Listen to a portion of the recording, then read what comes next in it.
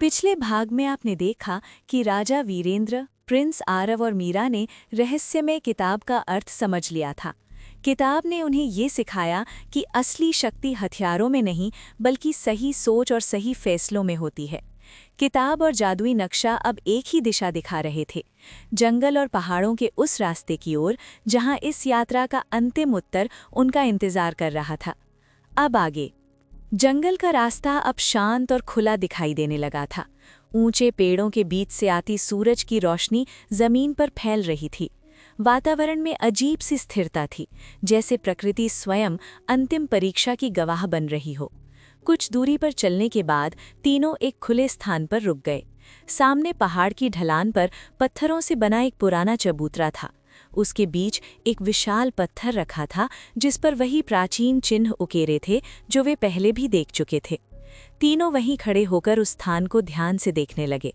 आरव ने शांत स्वर में कहा, "ये जगह अलग लग रही है, यहाँ कोई डर नहीं है।" राजा वीरेंद्र ने उत्तर दिया, "क्योंकि ये स्थान शक्ति की नहीं, समझ की परीक्षा लेता है।" मीरा ने चबूतरे के पास लगे चिन्हों को ध्यान से देखा। यहाँ कोई जाल या हथियार नहीं है, अंतिम परीक्षा शायद एक विचार है। तभी आरव ने जादुई नक्शा निकाला। नक्शा हल्की रोशनी से चमकने लगा, लेकिन उस पर कोई रास्ता नहीं बना, केवल एक प्रतीक उभरा, एक खुला हुआ हाथ।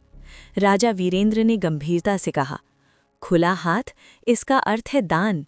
उसी क्षण चबूतरे के सामने पत्थर पर शब्द उभरने लगे, "जो धन को स्वयं के लिए नहीं बल्कि दूसरों के लिए योग्य समझे, वही इसके रहस्य को देख पाएगा।" तीनों ने उस पंक्ति को ध्यान से पढ़ा। मीरा ने कहा, "इस पहेली का उत्तर शब्दों में नहीं, निर्णय में है।" राजा वीरेंद्र ने आगे बढ़कर स्पष्ट स्वर में कहा, "यदि ये खजाना मिले तो इसका उपयोग प्रजा की भलाई के लिए किया जाएगा, भोजन, शिक्षा और उपचार के लिए।" जैसे ही ये वाक्य पूरा हुआ, पत्थर पे बने चिन्ह तेज रोशनी से चमक उठे। बिना किसी स्पर्श के चबूतरे का मध्य भाग अपने आप खुलने लगा।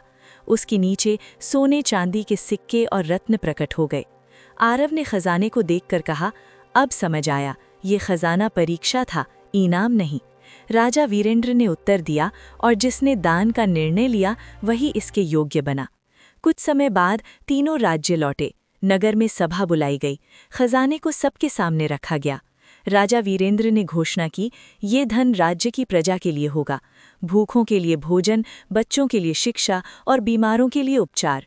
नगर में प्रसन्नता फैल गई। लोगों के चेहरे पर विश्वास और संतोष साफ दिखाई दे रहा था।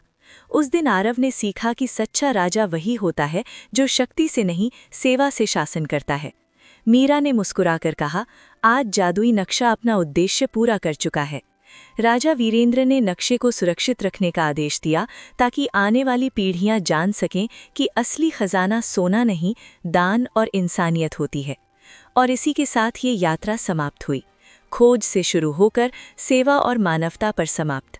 अगर आपको ये कहानी पसंद आई हो तो हमारे चैनल एनीटेल्स हब को सब्सक्राइब करें, वीडियो को लाइक करें और कमेंट्स में अपनी राय शेयर करना ना भूलें। हम मिलते हैं अगली कहानी में। Thank you.